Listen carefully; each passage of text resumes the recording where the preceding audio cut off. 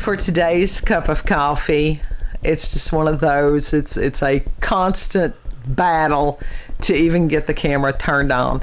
Kid waited right to the last minute to eat a handful of trail mix. They were right there. And then he's wanting to do the chewing ASMR, and I'm like, that is just gross. Yes. Then he's got one of these little saddle chairs that he had when he was in cosmetology. It threw him. It did. Right into the camera too. And so microphone. And then you all wonder why I stummer and stumble and all this stuff, because usually by the time I get to hit the record button, I am so beside myself.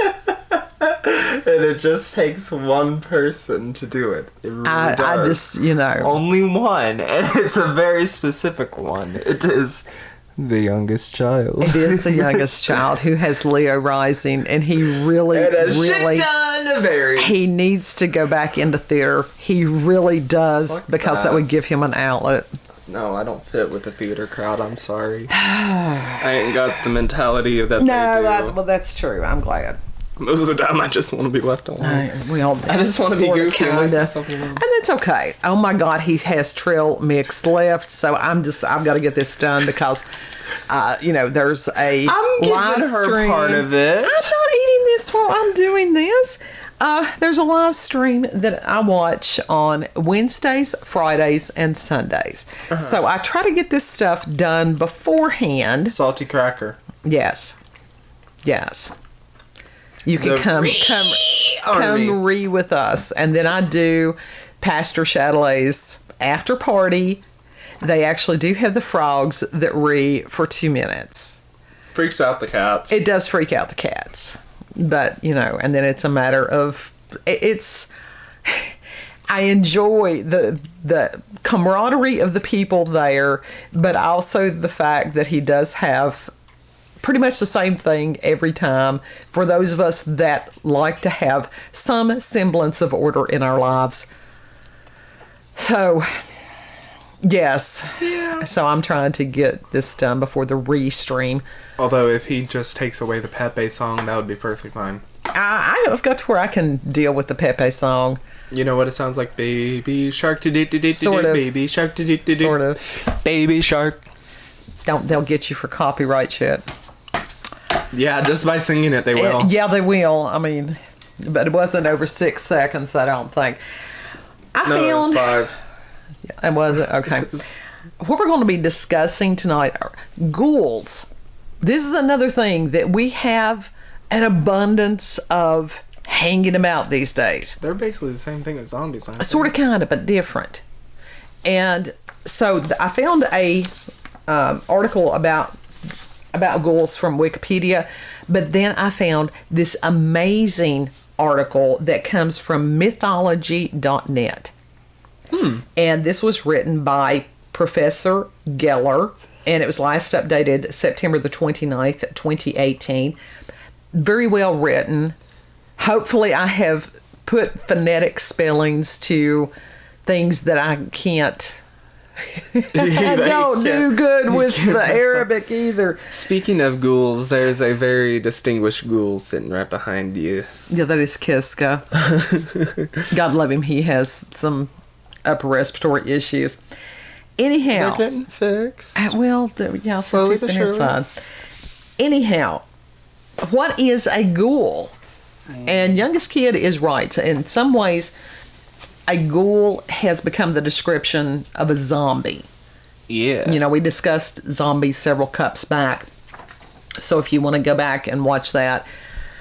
Because as far as Haiti, the making of a zombie was basically a slave. Mm-hmm. And that somehow Romero took some of the mythology of ghouls and put that in with his zombie mythology. He created his own thing. Yeah. And that's okay. Yeah. So, a ghoul is a creature that appears from Arabic mythology and is thought that it has the roots in the Mesopotamian religion and mythology because they have similar traits to Ghoul demons. It is thought that the connection comes from the nomads of Arabia, including with the Mesopotamian civilization and trading stories. The Ghoul demons were known to be part of the underworld and were thought to carry their victims off to the land of the dead to devour them. The ghouls of Arabic mythology have very similar characteristics. Regardless of how the ghouls came to the Arabic lore, it is known that much of what is known about these creatures comes from the work Arabian Nights. And this series of stories provides an interesting perspective on these creatures and where they come from. Additionally, it is important to note that the translation of Arabian Nights by European authors wasn't entirely true to the nature of the stories that were recorded in the work. That happens a lot with things that are translated. Oh, yeah, definitely. Have you ever read as far as 1001 Nights or the Arabian Nights? That was where Scheherazade, and that she told a story each night to prevent the Sultan from killing her. What is the Sultan? Well, the Sultan, he was like the emperor of his little section, and she had become part of the harem. Okay. And so when he would get bored with somebody, it was sort of like off with their heads or whatever. Yeah. And so Scheherazade was smart enough that she told him, she asked him for a chance, and that as far as telling the stories, because he apparently became bored easily. And what she would do is she did not tell all of the story in a single night. Oh, that's smart. She was an extremely intelligent woman. And so it was a matter, her life depended on keeping him interested in the story, doing that cliffhanger element. It really good stuff. So you need to, it's not the Disney stuff. Nothing is ever the Disney stuff. Does it at least have a good ending? Or does she finally get beheaded? You know what? I don't think so. I don't think that she finally died. He may have kept her. It's been so many years since I have read all of them that I would have to go back and refresh my memory. That's something I need to put on my enormous to-read list. Okay. I bet you it would be on Audible. Okay. So that would be something while I'm puttering in the kitchen. Oh, yeah. Oh, my goodness. So let me go back to where I had found. Because of this, ghouls were transformed in a way that led to many modern interpretations of the creature. The overlap of the two perspectives tends to agree that ghouls are humanoid creatures and tend to frequent areas that are largely abandoned by humans, like cemeteries. They were known to eat flesh and drink blood, though surprisingly the source of these things differs depending on which version of the legend you follow. Now, as far as the early Arabic ghouls, the earliest stories of the ghouls emerged from the Arabic legend. The myth of the ghoul predates Islam, but because the ghoul is mentioned in the Quran, the creature is still a source of terror in Arabic culture today. There are several theories as to why the ghoul makes an appearance in the Quran. Some hypothesize that the widespread belief in jinn, and these were creatures responsible for the genie myths that are thought to inhabit a parallel world. If you ever get into some of the Islamic mythology, fascinating stuff. And there is a YouTube channel, it's called Mysteries of the Middle East. Excellent. I mean, they explore a lot of different stuff. So I will, if I can remember, I will put a link to that in the description box. Yeah. And these lead to the implementation of ghouls in Islamic religion naturally. Others believe that early practitioners of Islam used stories that were familiar to their culture in order to convert people to their new beliefs. Regardless of how ghouls were introduced into Arabic lore, there are several key facts that remain prominent in the early ghoul legends. One of the most important facts that is covered by early ghoul mythology is that these creatures appear to be born of Iblis, and that is the Islamic equivalent of Satan, which technically makes them jinn. Iblis was thought to be part of a race of creatures called jinn, creations of Allah, who lived in a world that was set apart from ours. However, even though they were part of a different world, they were still capable of interacting with ours. Now, within this mythology, there is a close parallel with Christian beliefs and as far as Jewish beliefs that talk about creatures that can do the same thing, which is, I always found that very interesting. Yeah. Well, they all sort of tie in. Sure. Well, they're all Abrahamic religions is what it is. It is thought that when Allah created man, Iblis became jealous that man was favored more than his kind and refused to bow before him. Now, that's part of the mythology of the fallen angels. Yeah. He would have been killed for his crime, but his life was spared by Allah until Judgment Day. Unfortunately, Iblis is using this time to take his vengeance on humans. This is likely why the creation of ghouls is credited to Iblis. After all, a creature who feeds on the flesh of humans and delights in their torture is a likely form of revenge from a fallen jinn. See, that's paralleled remarkably right there. Yeah. Ghouls of early Arabian lore were also known to dwell in deserted places. People who traveled near cemeteries and abandoned buildings or through desert wastelands were warned to be especially vigilant against these creatures. They were thought to be bipedal, though with a hunched form, and were known to crawl and sometimes run on all four limbs like an animal. They were most fond of feeding on young children, presumably because of the ease with which they could be killed, but would feed off any human they had the chance to cannibalize. Ghouls were also thought to have the ability to shapeshift. They could appear as beautiful women that preyed on lustful men by luring them to a secluded area, or as an animal in the desert like a hyena. They were known to stay in these forms until they had a chance to pounce on their victim and devour them. Ghouls were thought to be especially fond of preying on travelers, solo travelers or small groups in particular. Some stories claim that they lit fires off of well-traveled paths so they could lure a single traveler into a trap and devour them. Another interesting feature of the ghouls of early legends is that they were not particularly associated with eating the dead.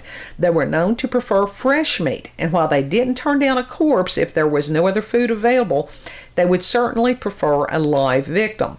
They were also known to enjoy drinking blood and stealing coins. Early ghouls were also known to carry disease on their skin, which could have been the cause of many types of places that they were thought to inhabit.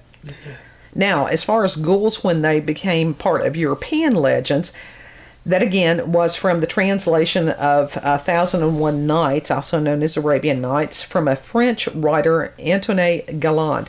While the translation of the text was a wonderful venture into the rich Arabic culture, the texts were tainted because of Galland's loose interpretation of the text. In fact, he was thought to have created several characters and added in stories that were not originally part of the work. Why is it you've always got somebody that's got to add their 2 cents? I don't know. They can't think of anything else original, I guess. Well, I mean, if they wanted to put inspired by, why didn't they add them at the end of it instead of acting like they were part of the original text? Right. I don't know. Why didn't they write their own book?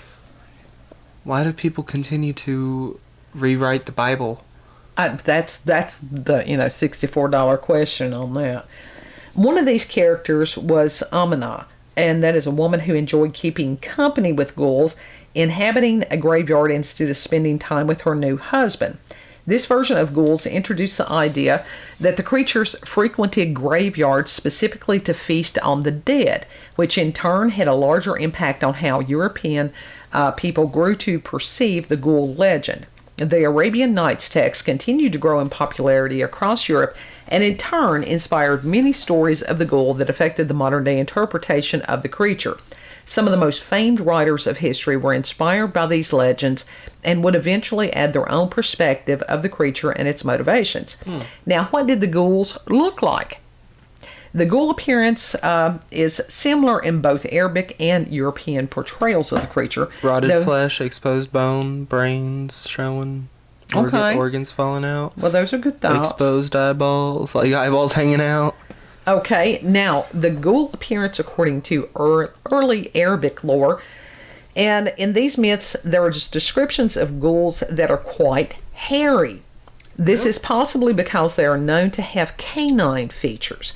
Having an appearance that is similar to a dog, it would be natural to conclude that the rest of the creature's appearance would have been animal-like. Like werewolf almost? Sort of. However, it is also important to note that there are ghouls in these early myths that hold the power to shape-shift. They are known to transform into the beautiful women that led men astray into secluded areas. When the man was properly distracted, the ghoul, and sometimes its pack, would pounce on the lustful men and devour them. There are also accounts of ghouls who would transform into other animals. While it is possible for a ghoul to transform into any type of animal, it seems that a popular choice was that of a hyena. The ghoul would use the form of the hyena to lure the person into the desert, and there again, when they were far enough away from civilization, the rest of the pack would appear and pounce upon the victim. They would then devour the victim quickly. So that could, that sounds similar to werewolf legend. Yeah, it really does. It is also important to note that in addition to having a canine-like face, early ghouls were also thought to have humanoid bodies and hoof-like feet. Yeah. These were characteristics that were used to identify the presence of ghouls, the hooves especially. It is said that when a ghoul was nearby, the hoof-like imprints of the creatures would be easy to spot. It is also characteristic to identify a ghoul by seeing a humanoid figure in the distance that suddenly got down on its hands and feet to scurry away. Ghouls were known to prefer crawling on all fours, even though they were capable of walking on 2 feet. And if we think of this, a lot of these cryptids, hooves. Yeah. And what is up like? And first thing came, Amityville Horror, Jody, the pig, yeah. and that it's still, they were supposed to have found hoof prints in the snow. That's really freaky. It is. So, Speaking of cryptids, did you know there's a video game based on Bigfoot? no.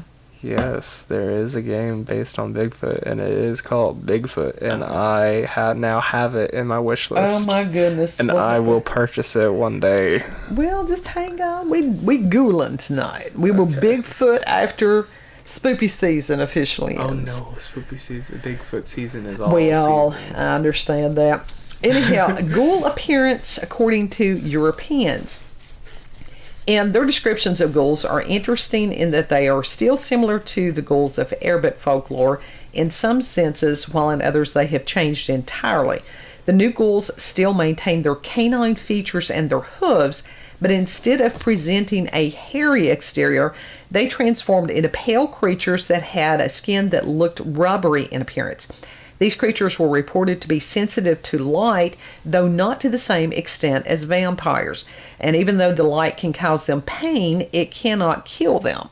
And I'm wondering if they did that as far as because they already had the werewolf myth, legend. I don't know. So, you don't want 2 of the same ones, do you? No, you really don't. In addition to being pale, these modern ghouls were also capable of shape-shifting. An interesting feature, however, is that these ghouls seem to have even greater shape-shifting abilities than the early ghouls. Recent literature has grown to suggest that ghouls are able to shape-shift into the form of the last victim they have devoured, regardless of whether the human was alive or dead when they feasted on their flesh.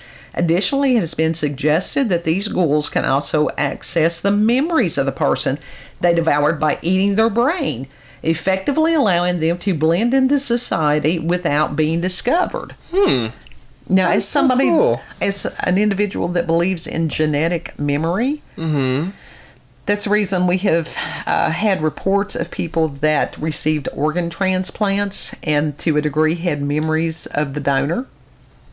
I did not know that. Yeah, it's not just movies. There actually have been, accounts of that happening. That is so weird. It is messed up. Well, it's, memory is not just in the brain. They don't really know they know where some memories are stored in the brain. They don't know exactly where consciousness is stored. But wait, that doesn't make sense for the people who honestly do remember exact things and they weren't related to a certain someone at all. Right.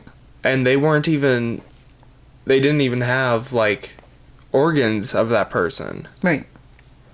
And yet they can remember a past life perfectly fine. Well, I think, like I said, again, I think that's genetic memory. I don't know that it's their necessarily memory. I think it's memories of ancestors.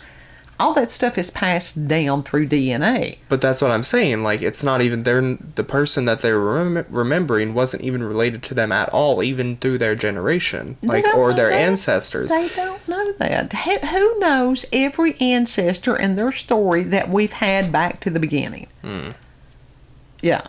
So it's all in there. It's just a matter of being able to access it when we need it. The good parts, they can keep the bad parts. We make our own bad parts on that. All right, lastly, it is suggested that also, although some ghouls have a rather fierce and grave appearance, others are capable of blending into human society fairly well. Changelings are switched with human children at birth and grow up in human households unnoticed. It is uncertain if the changelings' features are less harsh because they grew up in an environment that is less harsh and evil than what they would be born into, or because they are just genetically predisposed to have more humanistic traits. Either way, they are able to pass with relative ease. Now, I think it's interesting because I thought changelings, that it was a matter of either fairies, elves, or gnomes that would do the changelings. Yeah, I thought it was that too, but I guess not. I guess it could have been something else entirely. Maybe it's, that it's not just one creature that can do the changeling thing. Maybe. Which is kind of horrifying. It's horrifying but fascinating all at the same time. It is. But to sit there and go, it looks like my baby's kind of, sort of, but it's not my baby. Like the Wendigo. Like what the Wendigo does. Well, with the changeling, it said that there was always a difference, that you could tell the difference, that they looked like little old men instead of the baby. Troll dolls. Maybe. Troll dolls. Like I said, that's the reason I used that last night. Every day I look more and more like that little troll doll. And that's not a bad thing. We love troll dolls. Now, where do ghouls live? Ghouls tend to live in isolated areas that are apart from the majority of society. They can frequently be found in desert wastelands, abandoned buildings, and cemeteries. However, contrary to common beliefs, a ghoul does not necessarily prefer to reside in a cemetery because they seek to eat corpses. They just appreciate the seclusion. Yeah, you want to know what else is horrifying? Look.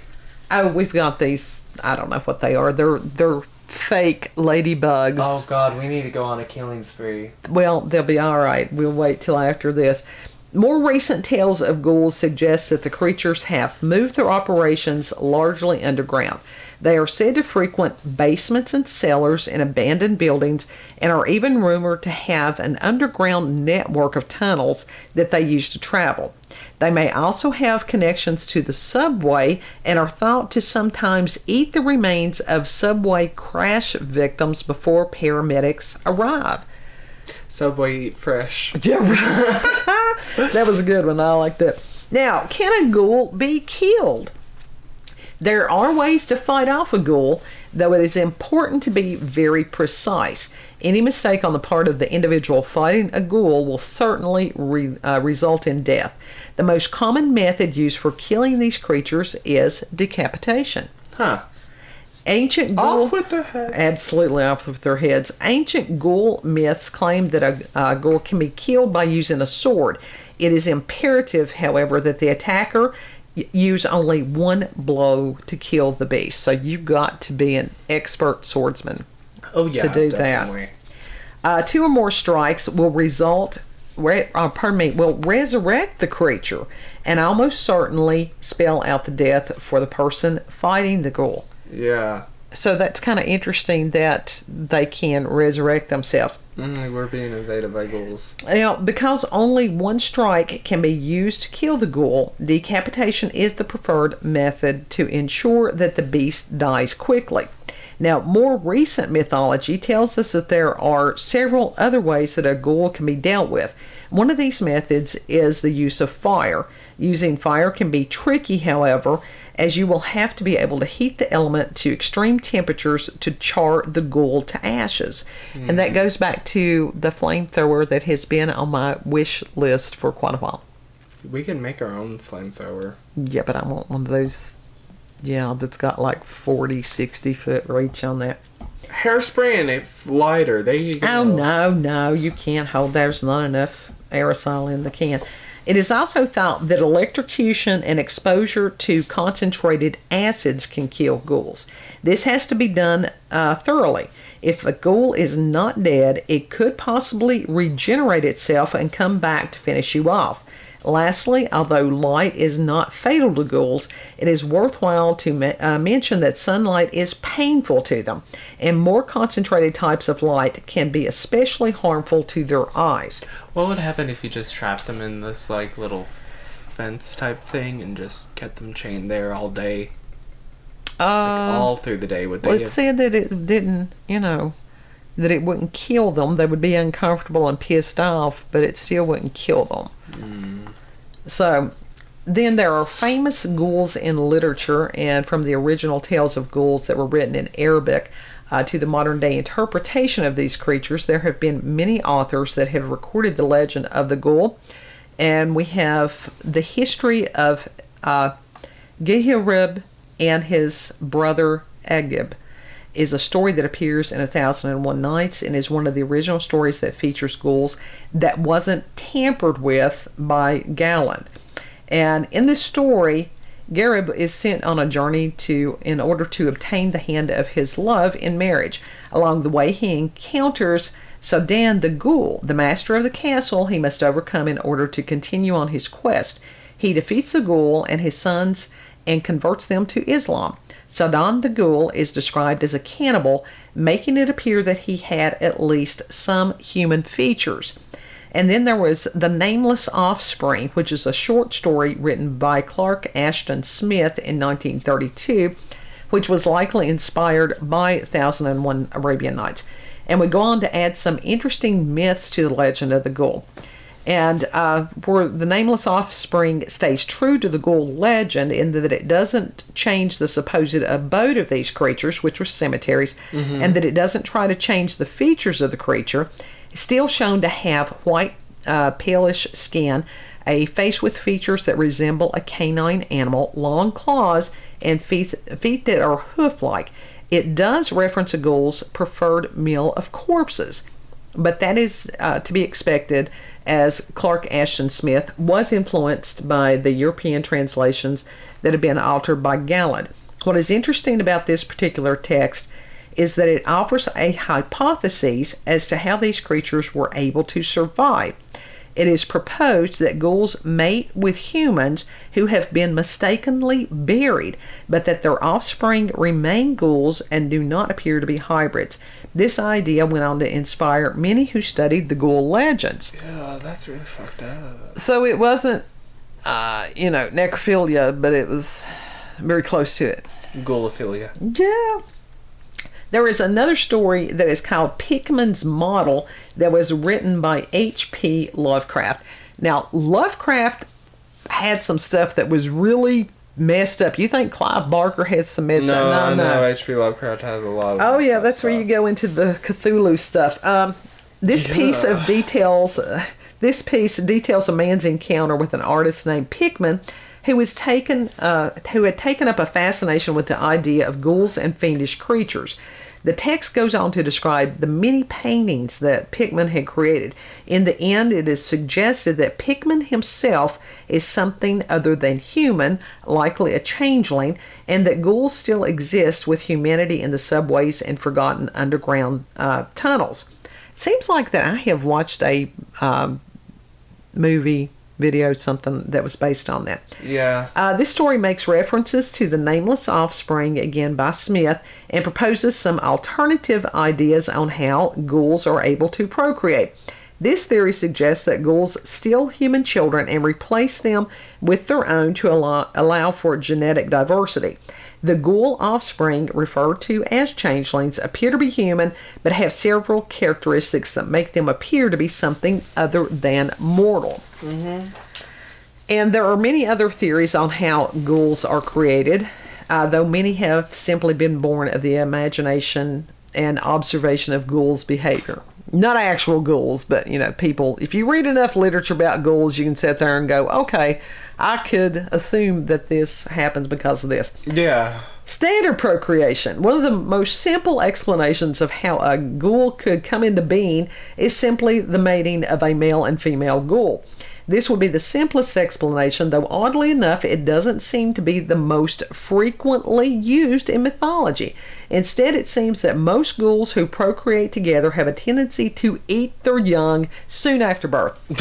This would result in weak genetic diversity, a problem that several other hypotheses seek to explain. There's quite a few animals that eat their young. Hamsters are one. Oh, God, that's a horrific sight. That has haunted me since I was a small child.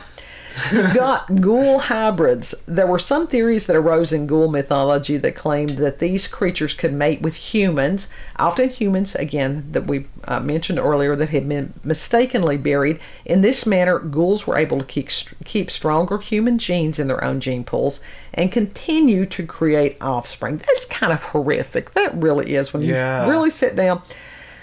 The descent into ghouldom. There are some who theorize that ghouls are so difficult to destroy entirely because they don't actually procreate. Instead, they are former humans who have transformed into ghouls because of their evil nature. There are several ways that this could have been done. The first is when a person lives a life that is so evil that their actions cause them to rise from the dead and live as a ghoul. The second occurs when a human cannibalizes another person. Both of these transformations are permanent and reflect the loathsome soul of the afflicted person turned ghoul. I can see that, but if you've got somebody that's evil and has done harm to peoples, why give them a second chance at doing harms to the peoples? Right, exactly. So that doesn't make sense. Well, anyhow. Don't they have the living to deal with? Outbreak. Finally, there are those who believe that ghouls are created by some sort of genetic abnormality, something that could possibly occur through an infectious disease. This process is usually transmitted when a person is bitten by a ghoul or comes into contact with biological fluids that seep into the skin. This causes the afflicted person to gradually turn into a ghoul or die and then return from the dead as a ghoul. And that very much goes into the zombie mythology of today. Then, as far as the origin of the ghoul myth, and it is going back again, this is like a wrap-up of it. The roots are in Mesopotamia. There is also a possibility, however, that the ghoul myth arose to give an example of the wrath of Iblis. When he realized the world would not be allowed to enter paradise because he had refused to submit to man. Now, I've heard this is a myth as far as the fallen angels also. Yeah. Because that God gave mankind that there was, we don't know who we are. No, we because truly don't. We have been indoctrinated to the point that, But because ghouls tend to target travelers and lustful men, the ghoul story could have also been used to explain the sudden disappearance of a person, whether they had died or simply run off with another woman. It is also worthwhile to note that ghouls are said to carry sickness on their skin. This could be symbolic. The creatures are known to inhabit abandoned buildings and cemeteries.